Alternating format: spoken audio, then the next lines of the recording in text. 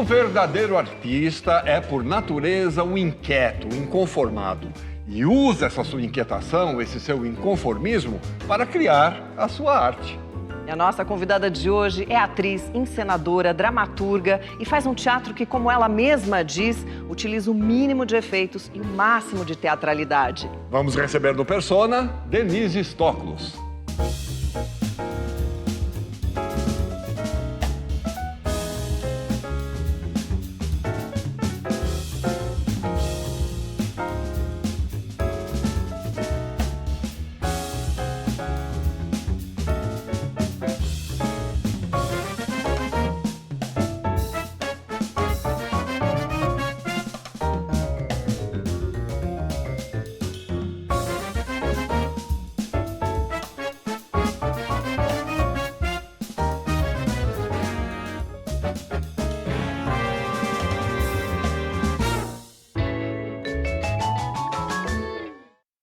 Denise, uma honra te receber aqui no Persona. Seja muito bem-vinda, Denise Stoklos. Poxa, a honra é toda minha. Eu assisto esse programa direto. Acho que tem uma importância vital na nossa cultura, porque é um país onde a gente não tem memória. E vocês, além de manterem essa memória viva, a gente estava comentando agora há pouco, que fazem ainda homenagem a essas pessoas que são escolhidas, como eu aqui, escolhida. Nossa, é um dote, uma dotação. Obrigada, viu? A gente que agradece a sua presença. Denise, você nasceu em Irati, interior do Paraná, uma cidadezinha onde não havia teatro. Então a solução era o circo, o cinema. Agora, a gente soube que quando você chegava em casa, você contava tudo que você tinha visto no circo, no cinema, com todos os detalhes, fazendo todos os personagens, né, todas as cenas e tal.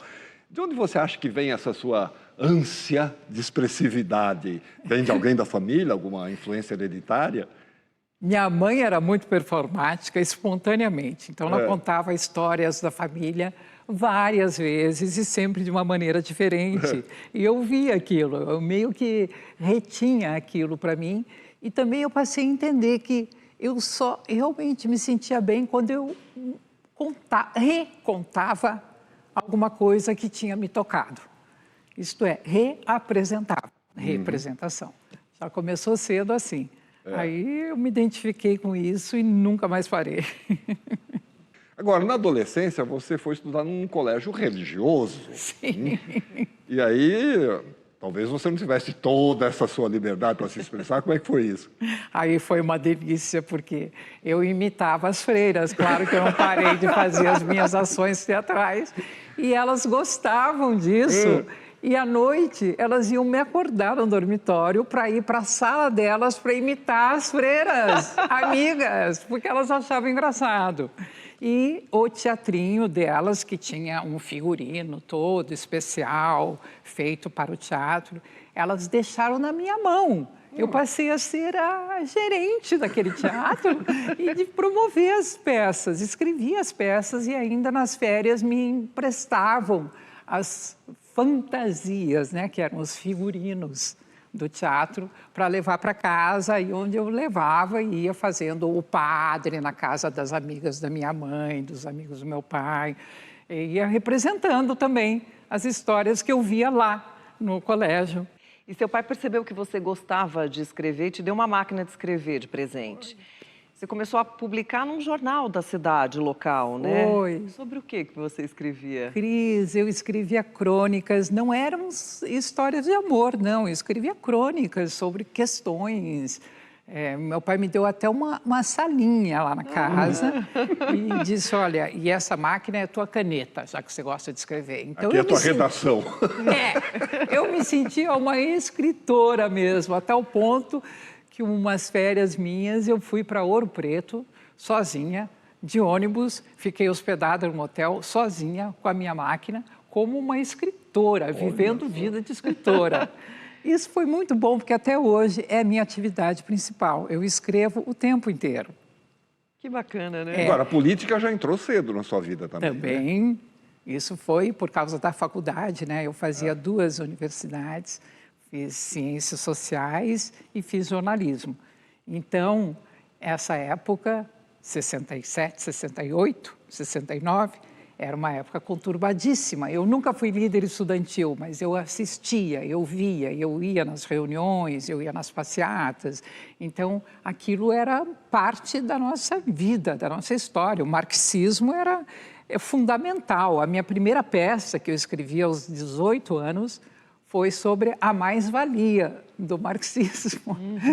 Porque eu achava que, se não fosse assim, não interessaria a sociedade. Tinha que ser sobre mudanças, sobre revoluções.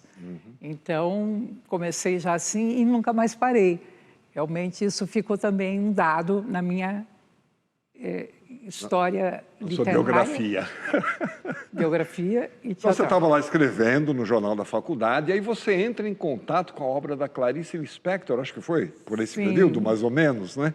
E resolve entrevistá-la no Rio de Janeiro. Como é que foi? Você chegou lá com a cara e a coragem, assim, bateu na porta, oi, Clarice. Procurei na lista telefônica Que o genial. nome dela, o endereço. Telefonei do orelhão embaixo e disse: eu queria fazer uma entrevista com você para o jornal da faculdade. Estou aqui na porta. Estou aqui na porta. Ela falou: pode subir. Eu subi com meu caderninho, anotando. Aí, ela, tão perspectiva, assim, com tanta perspicácia e me olhando, percebendo, ela falou: você não veio me entrevistar, você veio me conhecer, né? Então, fecha o caderno e vamos conversar. Ai, que Olha maravilhosa. que coisa incrível, que oportunidade que eu tive. Só que eu fiquei tão siderada que eu nem me lembro do que a gente falou. Ficou assim, né? Embasbacada. Ela era maravilhosa, realmente, uma presença, assim, enorme. Agora, você mencionou, né, que você estudou sociologia e também jornalismo. E aí, foi nesse momento que você acabou se envolvendo com o teatro, de fato, não foi? Foi, exatamente. Aí eu tinha essas 3 atividades. Era jornalismo de manhã, ciências sociais à tarde e de noite teatro. E ainda por cima, uma estudante de jornalismo, que era de um ano a mais que eu, me chamou, ela era produtora de um canal de TV em Curitiba, me chamou que eles queriam mulheres para dar opinião por que mulher não podia ser delegada. Delegada de polícia. Né?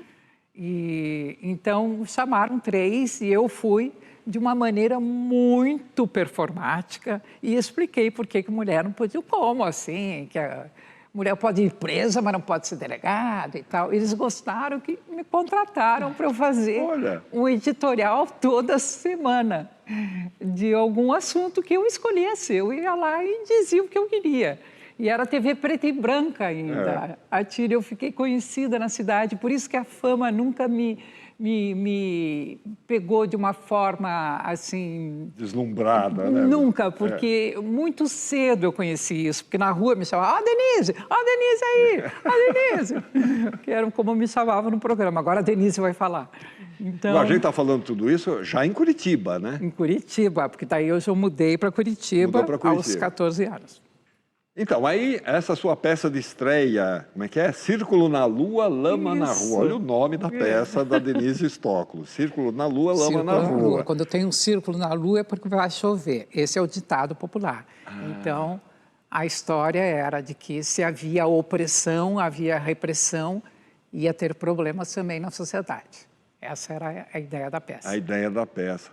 E aí você foi autora, produtora, diretora e atriz, assim, tudo junto agora ao mesmo tempo, né? Quer dizer, começou aí, vamos dizer, essa sua forma de colocar o seu trabalho em cena? Foi, porque em seguida, durante os ensaios, eu já escrevi uma nova peça e quando eu estava ensaiando a nova peça, já escrevi uma outra, então essa questão autoral sempre permanecia e cada vez mais eu fui chegando para essa coisa de como fazer um teatro sozinha, onde eu pudesse, além de escrever, dirigir e atuar sozinha, porque antes essas peças tinham outros atores, que eram meus amigos, que eu chamava, mas pagava todo mundo, a gente vendia publicidadezinha no nosso programa.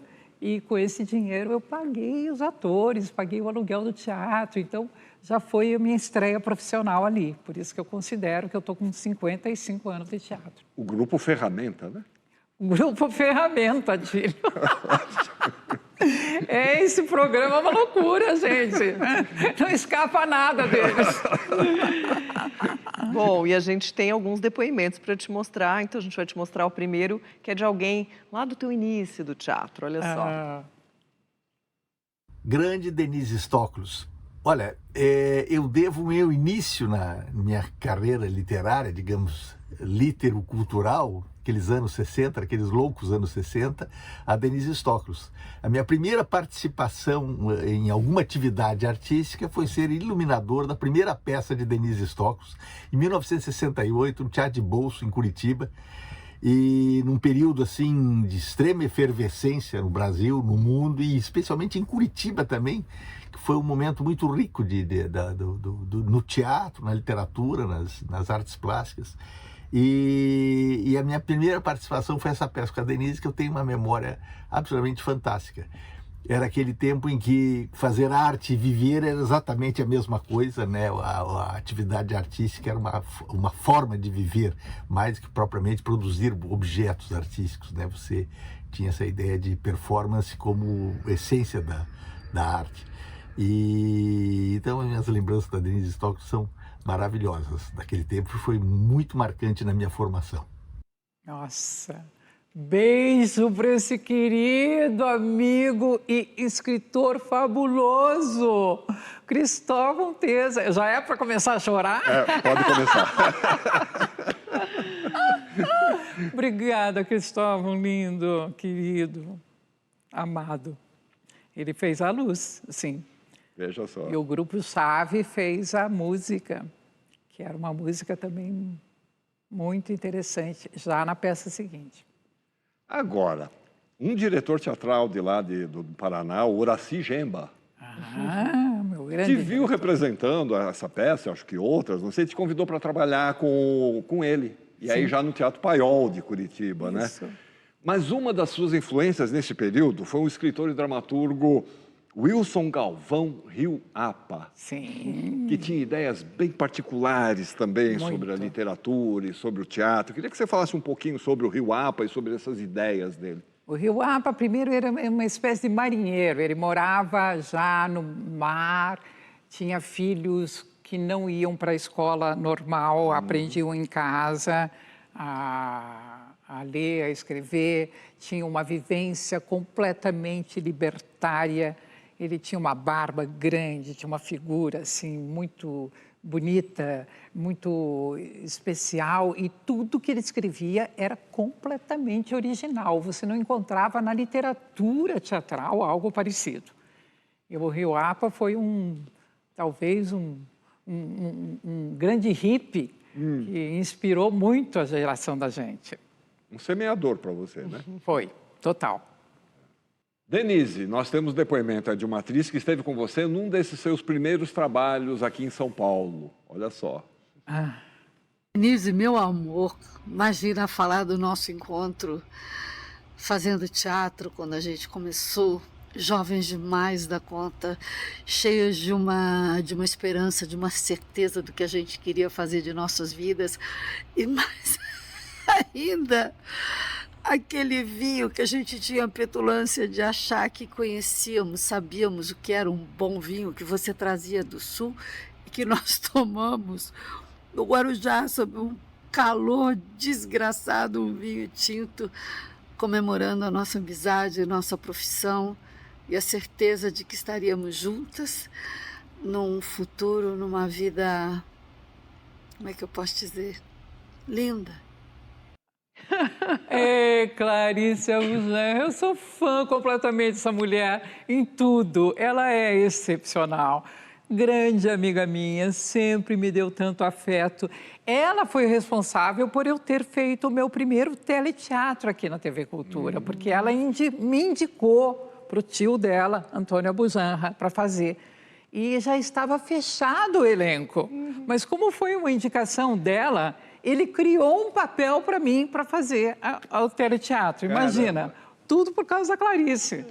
Essa grande diretora, bailarina, escritora, atriz, que eu admiro tanto. E Que esse delícia. papo, esse papo do vinho aí, como é que é esse negócio?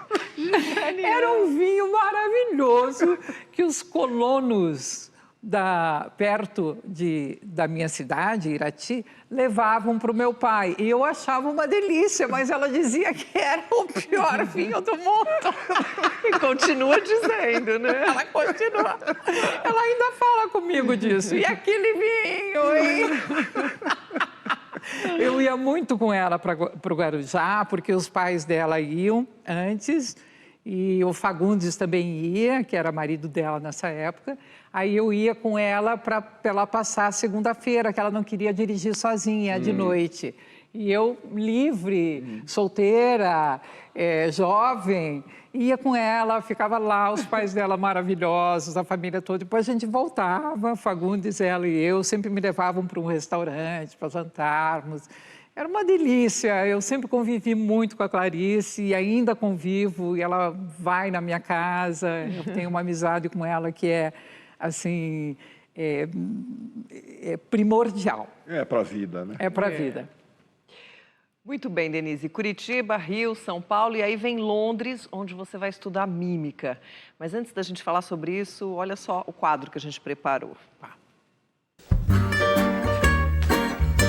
A mímica é uma arte que utiliza gestos e movimentos corporais para expressar ideias e sentimentos, que dessa forma podem ser entendidos por pessoas de qualquer cultura. Suas origens remontam ao nascimento do teatro na Grécia Antiga, nas festas em honra ao deus Dionísio. Ao longo dos séculos, a mímica se diversificou pelos palcos de teatros e casas de espetáculo. No início do século passado, as pantomimas criadas pelo gênio de Charlie Chaplin ganharam as telas do cinema e mímicos como Marcel Marceau, Buster Keaton, Jacques Tati, Stan Laurel e muitos outros trouxeram alegrias e emoções para milhões de pessoas sem dizer uma palavra. Na década de 1950, essa técnica teatral se popularizou no nosso país, ao chegar ao Brasil o ator, diretor e professor de teatro Luiz de Lima.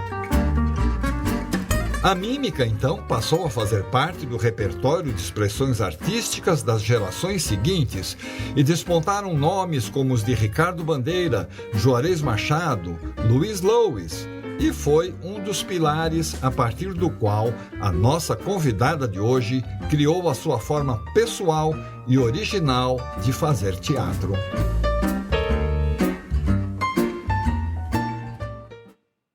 Denise, o que te levou a buscar a mímica lá em Londres? Porque, pelo que a gente pesquisou, você nunca havia exercitado essa forma de arte aqui no Brasil. Pois então, eu tinha casado e me mudado para lá, e aí eu vi numa revista chamada Time Out os cursos que iam ter naquela ocasião. Tinha um curso com a Glenda Jackson de teatro e um curso de mímica. Eu pensei, puxa, mas se eu fizer um curso com a Glenda Jackson, eu vou aprender teatro britânico, não sei como eu posso aplicar isso no Brasil. Mas se eu aprender mímica, eu vou trabalhar meu corpo, isso é muito mais universal. Claro. Eu vou fazer isso. E meu então marido na época, o Rubens Kigne, o pai dos meus filhos, muito compreensivo, maravilhoso, me ajudou demais para que eu pudesse fazer isso. Porque a gente já tinha uma filha pequenininha, que está aqui hoje no estúdio, e que é documentarista, que está trabalhando num documentário sobre a minha vida, o meu trabalho. E, mesmo assim, eu consegui fazer o curso, e eu me lembro que, depois de alguns meses fazendo o curso, eu comentei com meus colegas, na hora do intervalo, puxa, é tão difícil, eu não vou conseguir fazer nunca isso. Aí eles falaram, imagina, a gente fica atrás de você te copiando, porque você está fazendo ótimo. Você jura? Eu estou fazendo. Aí eu comecei a me desenvolver mais nisso, aí entrei num grupo de 3 mulheres, eram three women in high heels, eram as 3 mulheres de salto alto. A gente fez um espetáculo e depois, junto com uma outra colega do curso, a gente fez testes para entrar num grupo de teatro mesmo, inglês, que tinha aberto testes para 2 atrizes que tinham saído. E a gente fez os testes e passamos as 2. Como a gente passou, a gente propôs uma cena de mímica na peça que não tinha. E fomos para a Bélgica, para a Holanda, e nos jornais saíam que a melhor cena da peça era a cena de mímica que nós duas fazíamos. Então eu fiquei muito encantado com a mímica, acabei fazendo meu solo, primeiro solo lá, apresentado lá, e que foi muito bem recebido. Lá eles têm essa tradição de que o British Council vai assistir tudo que está anunciado que vai acontecer. E foram ver minha peça e marcaram comigo de eu ir tal dia, tal hora e tal minuto encontrar com eles numa sala onde eles me propuseram que eu fosse apresentar essa peça em várias cidades da Grã-Bretanha, onde eles não me pagariam nada, mas me dariam as condições de me apresentar o local e que eu contratasse um estudante de economia para fazer a produção, porque seria um estágio para ele e assim eu teria condições de vender os ingressos, de programar, tudo. Então, eles propõem uma carreira para você. Mas a essas alturas, já nós dois, meu marido e eu, já estávamos querendo voltar para o Brasil. Vamos lá, porque era a época da abertura, a gente disse, vamos lá levar o que a gente aprendeu aqui. Vamos contribuir com o nosso país. Vamos criar nossos filhos lá. Foi uma aposta no país e voltamos. Então, e aí, em algum momento, né, a partir desse período e a partir desses seus estudos de mímica, né, você aí com a sua inquietação de criadora, começa a pensar ou a exercitar uma nova forma de teatro que você venha a colocar em prática depois. Nós vamos falar sobre isso no próximo bloco?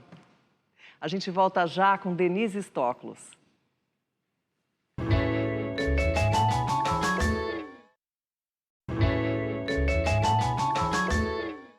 Pronto, estamos de volta para continuar a nossa conversa com a Denise Stoklos. Muito bem. Londres, estudo de mímica. Você fez também clown, acrobacia lá em Londres, Isso. né? E aí você volta para o Brasil, estava falando, e cria um espetáculo sobre a Elis Regina, poucos meses depois da morte dela. Quer dizer, a gente percebe que havia uma urgência nisso. Queria que você falasse um pouco sobre isso. Isso é uma história muito incrível para mim. Eu estava para conhecer a Elis, de quem eu era fã quando adolescente, absoluta. Absoluta. Lá na minha cidade, em Irati, eu assistia o Fino da Bossa, que é o programa que ela apresentava. Eu era louca, enlouquecida pela Elis. Ela representava a arte absoluta, total, como é mesmo até hoje.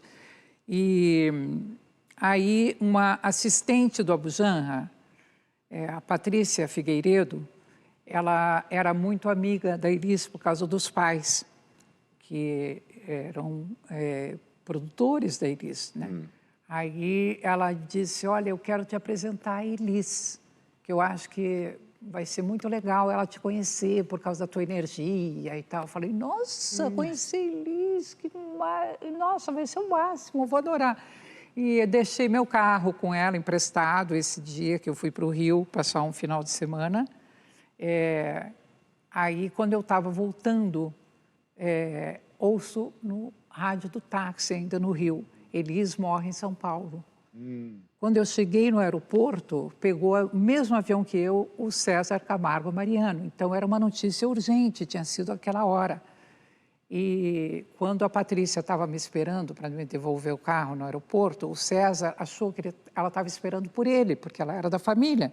Ele correu para os braços dela, aí eu só fiz um sinal para ela receber ele dentro do carro. Aí viemos os três e ela foi direto para o IML, Patrícia, onde ela desceu com o César e me perguntaram se eu queria descer. Eu disse, não, eu não posso, não é o meu momento, eu não tenho essa intimidade. Mas eu senti ali que eu tive um encontro marcado com a Elis e que eu deveria realizá-lo, então, agora, no palco, que era o único lugar que ela não podia estar. Dar um corpo, que era a única coisa que agora estava faltando para ela, porque a voz dela está aí, a interpretação dela está aí. Exato. Aí eu fiz com urgência, sim, e com uma extrema convicção de que eu tinha um encontro marcado com ela e que eu tinha que resolvê-lo através da arte. E foi maravilhoso esse espetáculo, me deu assim muitas felicidades, porque as pessoas têm essa adoração que é normal, natural, pela arte absoluta dela. E eu fui feliz nas coreografias, porque eu não tentava imitar a Elis, eu tentava transmitir o que eu achava que ela estava querendo interpretar. Era uma leitura sobre a voz da Elis. Então, foi muito bonito. É um espetáculo que ainda as pessoas me pedem para eu remontar. Quem sabe eu acabe remontando. Tomara. Seria bom. Obrigada. Tomara. Bom, voltando um pouco aí para a mímica, você estudou mímica contemporânea com Desmond Jones, mas você discordou um pouco, questionou, e aí depois você foi estudar com Leonard Pitt, também discordou, mas ele te instigou e te chamou para estudar ali sozinha à noite, né, com ele. No que isso alterou a sua discordância? Muito, porque ele dizia que eu tinha muita técnica de mímica, porque eu sou muito focada. Eu peguei aquela técnica enormemente no meu corpo. Então, quando eu cheguei para fazer com o Leonard nos Estados Unidos, ele tinha estado numa ilha balinesa aprendendo teatro primitivo, teatro que era tipo ópera de Pequim, onde se representa mais as instituições, o povo, a igreja, o pobre, o rico, o faminto. E essas interpretações são feitas com gestos que têm outra natureza. Então, o Leonardo me dizia, você está escondida atrás da técnica, saia e agora vamos descobrir qual é a sua gestualidade. Desde então, eu parei de fazer os exercícios da chamada mímica tradicional, clássica, e me voltei mais a essa questão de criação de gestos, que vem da vontade de contar uma coisa e como você se relaciona com a gravidade a respeito disso. Quanto eu tenho que levantar um braço para expressar determinada emoção ou gesto. Qual força que eu tenho que fazer? Se é uma coisa carinhosa ou se é uma fúria. Tudo isso depende da minha impressão em relação à gravidade. Qual é a minha relação com ela? Então, é outro tipo de linguagem, mas reforçou muito o teatro que eu vinha fazer depois e que eu faço hoje. Então, porque a mímica tradicionalmente dispensa o uso da palavra, mas para você a palavra é fundamental. Sim. Tanto que você escreveu no jornalzinho desde os 15 anos de idade. Né? No espetáculo Elis, você já usava a palavra em cena?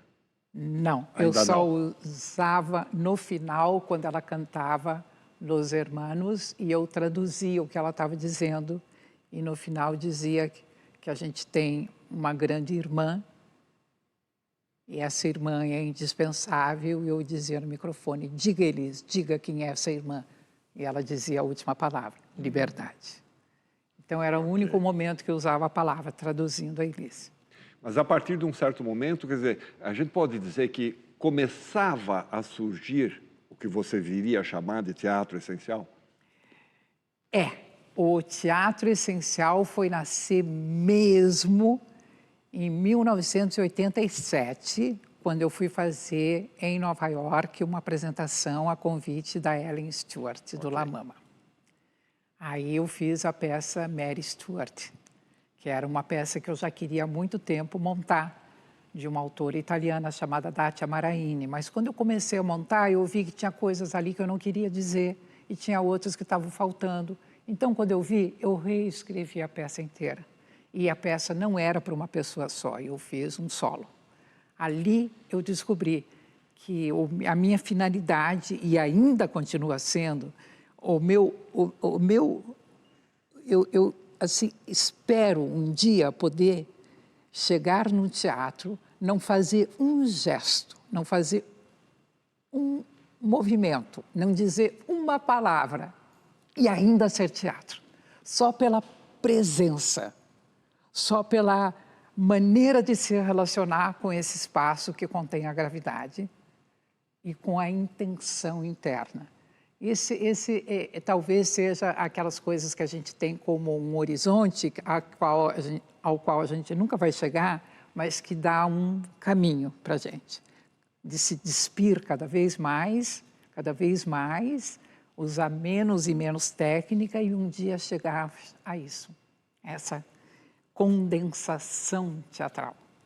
Você está se preparando para isso? Eu estou, a cada peça, eu estou me livrando mais ainda de movimentos, de gestos, de acrobacias, de coisas complicadas, de movimentos e tentando enxugar para chegar nisso. E a gente vai falar muito mais sobre isso no decorrer do programa, mas agora a gente queria te mostrar um quadro sobre um diretor que você já mencionou e da qual a gente tem certeza que foi aí uma das grandes referências na sua vida. Olha só. Antônio Abujanra, um dos maiores nomes do teatro brasileiro, teve uma carreira marcada por grandes trabalhos, tanto como ator quanto como diretor teatral. Sua infância e adolescência foram marcadas pela paixão dedicada à arte e à literatura. A minha fantasia se apodera da minha cabeça como um cavalo alado e me derruba e me pisoteia. Paixão que o levou a estudar jornalismo, filosofia e, posteriormente, se envolver com os movimentos teatrais de vanguarda dos anos 50. Abu, como era chamado, foi um dos fundadores do grupo Decisão, onde colocou em prática suas primeiras experiências com teatro épico. Dentre os seus trabalhos na televisão, destacam-se a direção de uma série de teleteatros aqui na TV Cultura, onde também manteve por 15 anos o programa Provocações, título perfeitamente adequado ao seu estilo marcado pela ousadia, pela constante busca pela experimentação e pela crítica social. Além de tudo isso, Abu foi fundamental também para inúmeros artistas que tiveram o privilégio de desfrutar dos seus ensinamentos e das suas reflexões acerca da arte teatral. Enfim, um mestre.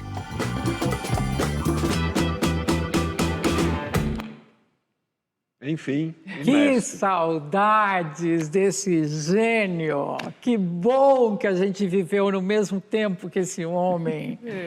Quanta coisa ele nos deixou que está aí viva e ainda estamos buscando. Ele foi fundamental na minha vida, muito, em todos os sentidos. Assim, era uma pessoa controversa, era uma pessoa cheia de ideias e muito generoso, né? Ele dava para a gente os caminhos todos que ele conhecia do teatro. Ele foi muito importante, sim, na minha vida, e é ainda. E como você falou, você participou do teleteatro aqui na TV Cultura, Sim, né? Foi teu início com ele.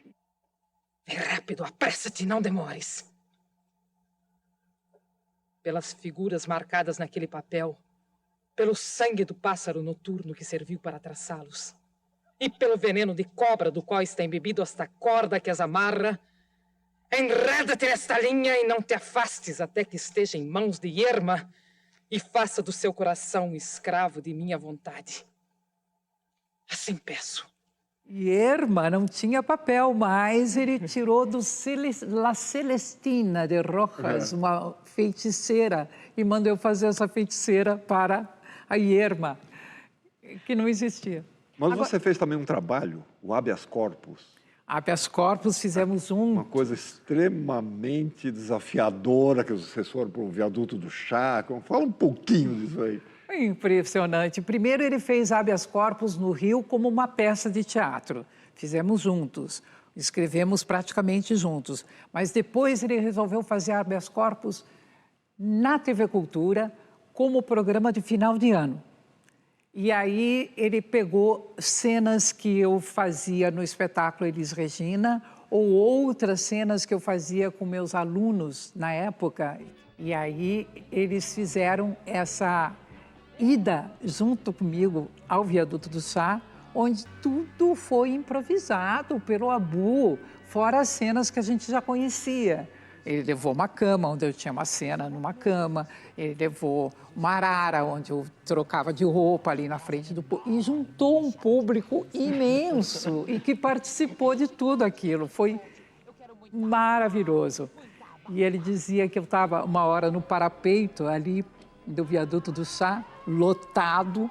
Ele dizia assim: nossa, a gente está com uma conexão que se eu dissesse para você, pula, você pularia.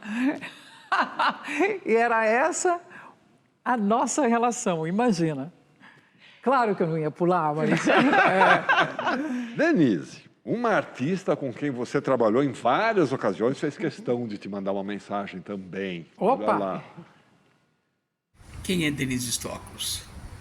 Um mistério, uma força da natureza, uma emocionante performer, uma dona do seu teatro, uma liberdade absoluta, uma força extraordinária, uma fúria santa, uma amiga maluca, forte, admirável.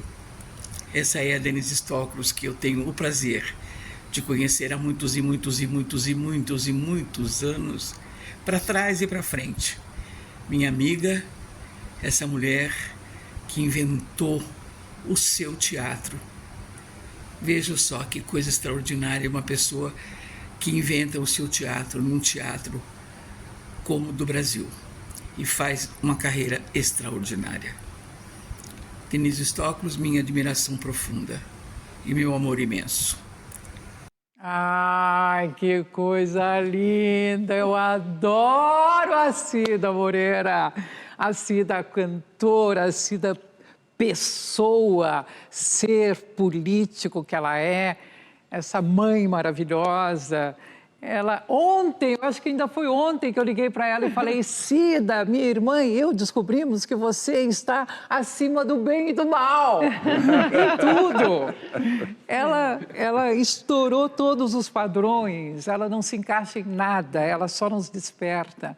Que alegria esse testemunho. Obrigada, gente. Muito bem, a Cida fala aí do teatro que você inventou, né? E que você batizou de teatro essencial. Você já começou falando um pouquinho, mas a gente queria que você aprofundasse aí os fundamentos desse teatro. Pois é um teatro onde a gente tenta trazer essa, através do tema que a gente escolhe, que tem que nos dizer respeito direto.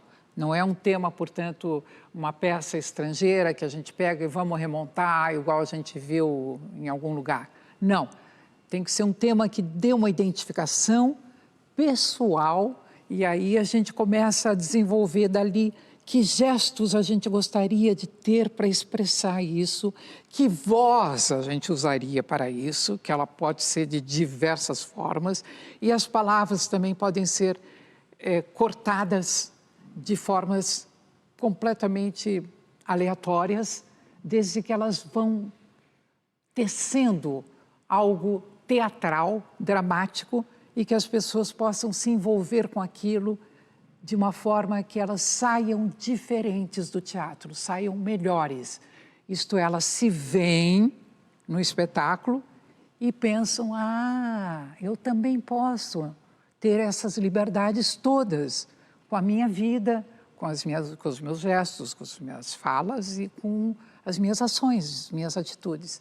Essa é a ideia mais, assim, sintetizada do teatro essencial. Você fala também da diferença que existe entre o teatro de ficção e o teatro de fricção.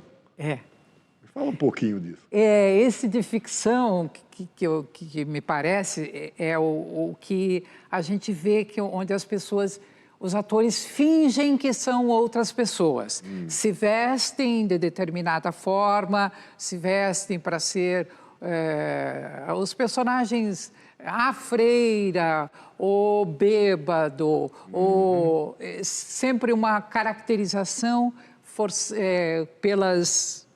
pelas roupas, pela maquiagem ou pelos trejeitos, elas estão fingindo. No teatro essencial, a pessoa tem que viver aquilo que ela está fazendo. ela tem que se identificar com o que ela está fazendo, ela não se compõe de nenhuma outra descrição, nenhum outro recurso. É o texto puro. É o texto puro, é a interiorização pura, e dali que sai, é o ator que vai contar o que é aquele personagem, não informações, não são informações de fora para dentro. Então isso causa uma fricção com o público, porque o público se vê, né? O público é o outro, e o outro para o público é o ator. Então ele se vê, como o Hélio Peregrino fala, o outro sou eu. Então, a gente se vendo no outro tem a possibilidade de fazer uma crítica sobre si mesmo. E, portanto, sair melhor do teatro, sair diferente, mais rico. Essa é a ideia da fricção. Bom, Denise, você escreveu inclusive um manifesto, né, onde você explicita aí as suas ideias, as técnicas, né, e os conceitos do teatro essencial. Criou também um centro de estudo sobre ele, além de inúmeros espetáculos. Nós vamos falar sobre isso no próximo bloco. Voltamos já com Denise Stoklos.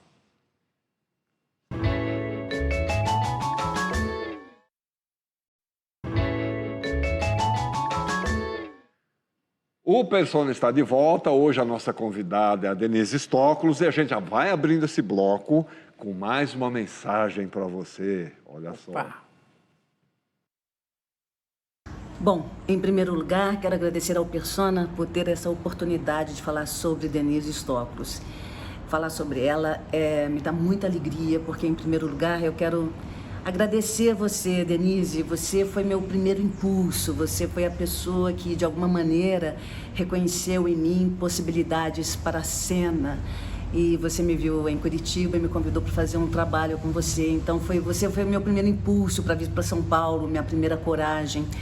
E desde sempre, desde esse período, eu te admiro, eu acompanho o seu trabalho, e você é uma referência para todos nós que buscamos de alguma maneira colocar nosso aprendizado, nossa força, nossas características, né, de corpo, de voz, nas nossas personagens. Você é uma luz, você é um sol absoluto.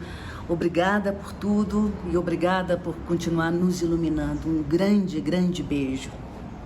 Nossa, que lindo! Beth Coelho é maravilhosa, todo mundo sabe disso. E eu tive, sim, essa oportunidade de assisti-la em Curitiba, antes dela ter vindo para São Paulo.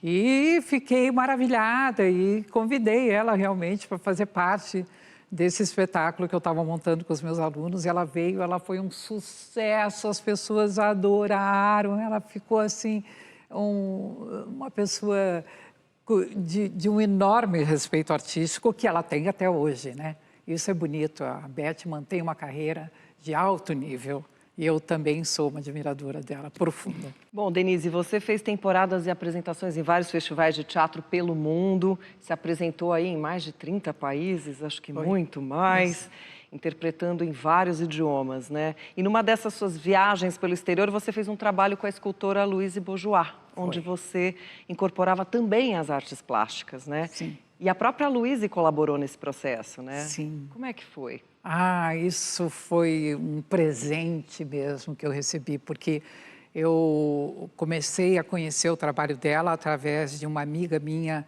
artista plástica australiana, aborígene, a Tracy Moffat, que enquanto eu estava montando a minha peça Desobediência Civil, lá no La Mama, eu falava muito com ela por telefone, ela em Nova York, mas a gente se falava, e ela dizia, eu estou lendo um livro maravilhoso dessa escultora que você tem que conhecer.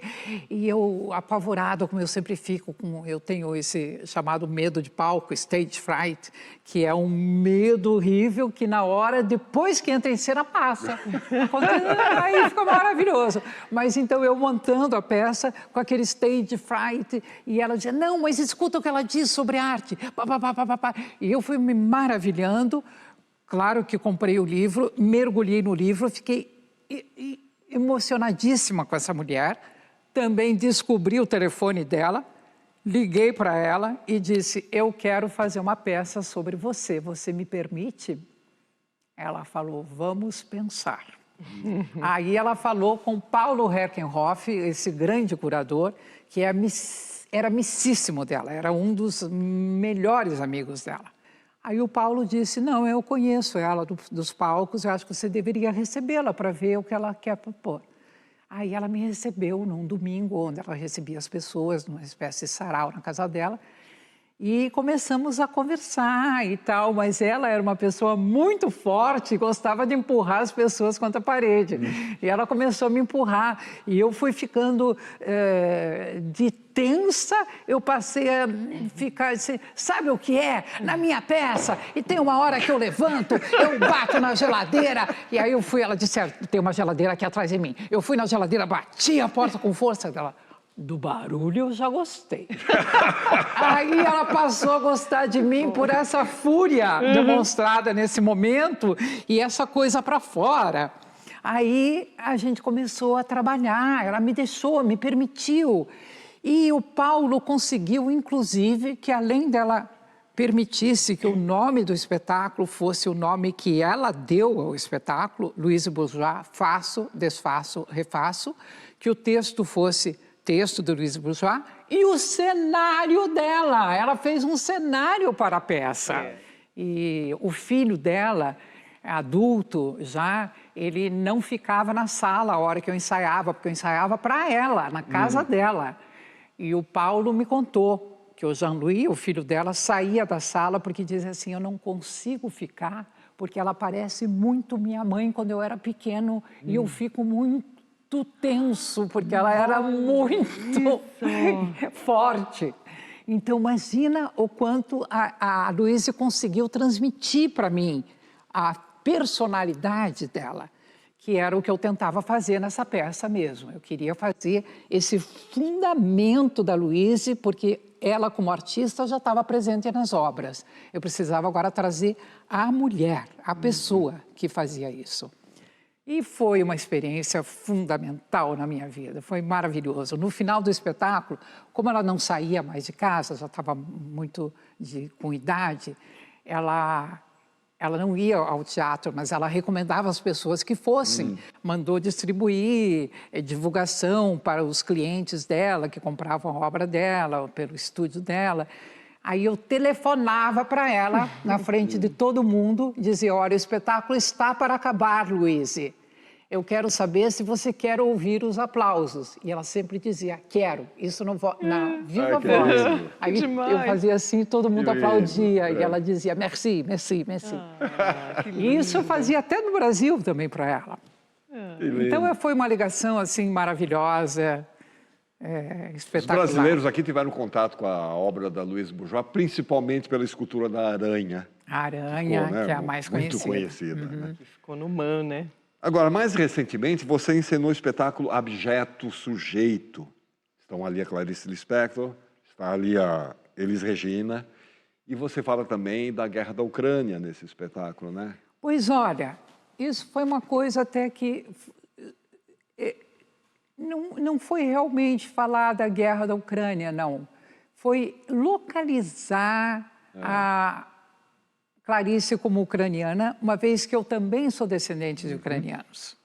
E isso é o que deu esse aspecto de que eu estava me referindo a um fato muito atual, mas eu não cheguei nem a mencionar a guerra. Eu falava sobre as nossas origens, o que nos ligava também, e que finalmente eu agora, com 73 anos, podia fazer Clarice depois de um convite do Fauzi Arap, ou quando eu achava que eu não tinha condições de fazer Clarice de jeito nenhum, pela profundidade, por tudo que a Clarice é de reflexiva e de importante, e que agora eu teria que fazer por uma obrigação artística mesmo.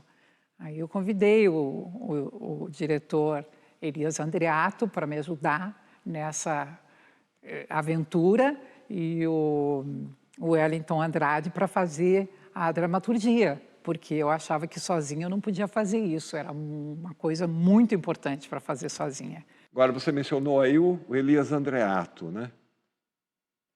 O quê? Oi, Denise Stoklos. Que privilégio poder estar aqui nesse momento falando sobre você. A sua arte é necessária.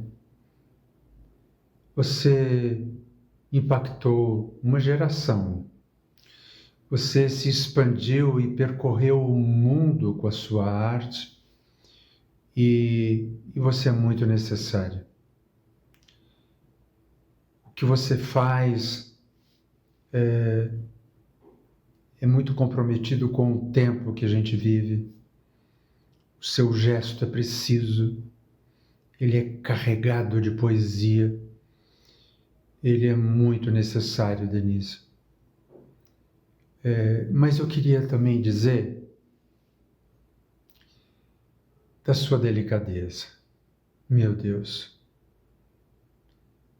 você me comove tanto com a sua delicadeza, com a sua gentileza. Trabalhar com você foi um acontecimento na minha trajetória. Você sabe, eu sempre fui apaixonado por você. Eu até encontrei você uma vez no Santos Dumont, no aeroporto, e tirei uma aliança que eu tinha no dedo e dei para você. Aquilo simbolizou um pedido. E esse pedido se concretizou. Então a gente realizou um trabalho, espero que eu possa estar com você sempre. Você é demais. Eu te amo. Me julgava morta, me esquecendo a qualquer custo. Ai, Elias é um amado, é um querido. Nossa, Elias pegou baixo, hein, Elias?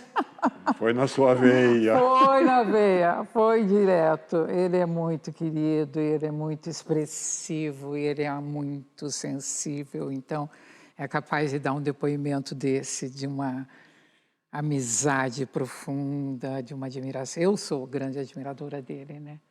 Que beleza, obrigada. Nossa, quantas coisas eu estou ganhando aqui, né? Obrigada a vocês. Você inaugurou o seu Centro de Estudos do Teatro Essencial, onde você oferece diversas modalidades de curso e tal. A ideia é repassar os seus métodos de trabalho, repassar suas técnicas, fomentar seguidores. Foi uma ideia do meu filho, o Piatan, que é gestor cultural.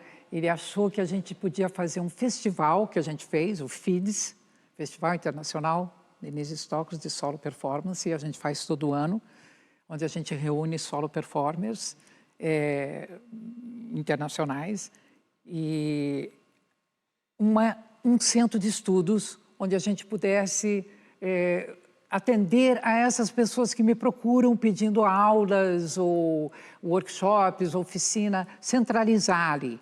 Tanto que eu estou sempre dando às pessoas que tiverem interesse, Atílio, já quero aproveitar aqui o teu programa para dizer isso. É só entrar no meu Instagram, que é Denise Stoklos Oficial, ali tem todas as informações sobre cursos, que são a maioria online, porque tem gente do mundo inteiro e essas pessoas conseguem fazer as suas trajetórias de performances, mesmo quando não são atores ou atrizes, são de diversas profissões e querem se desenvolver mais na questão da expressão. É ali que eu recebo essas pessoas. Denise, obrigada. Foi realmente um prazer te receber aqui, uma delícia passear pela tua vida aí, tão ousada e tão libertária e de tanto talento. Obrigada. Muito obrigada a você pelo respeito, nossa, pelo carinho, pela gentileza, pela oportunidade. Denise, para a gente encerrar o programa de uma forma bem bonita e muito adequada à tua profissão, ao teu ofício, vamos dizer assim, antes de mais nada, agradecer pela tua presença aqui. E queria que você contasse para a gente, para aquela câmera que está ali, você tem o seu teatro essencial, mas queria que você dissesse para a gente por que o teatro é essencial, não só para você, como para nós, como para as pessoas, de um modo geral, para o mundo.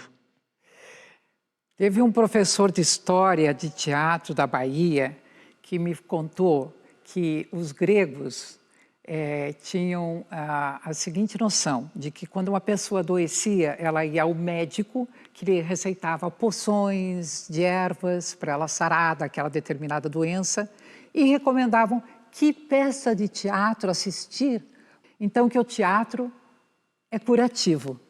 Aí, o teatro essencial, para mim, ele se define muito como é o lugar onde pessoas vivas vão encontrar pessoas vivas no palco e envelhecem juntas. Passam um tempo que não retornará a ninguém, nenhum dos dois na sua vida. Então, portanto, é essencial aquele momento. E é a arte do futuro. Essa resistirá. Ótimo. Bom, a gente fica por aqui e se vê no próximo domingo. Muito obrigado a todos que acompanharam o nosso programa e até lá.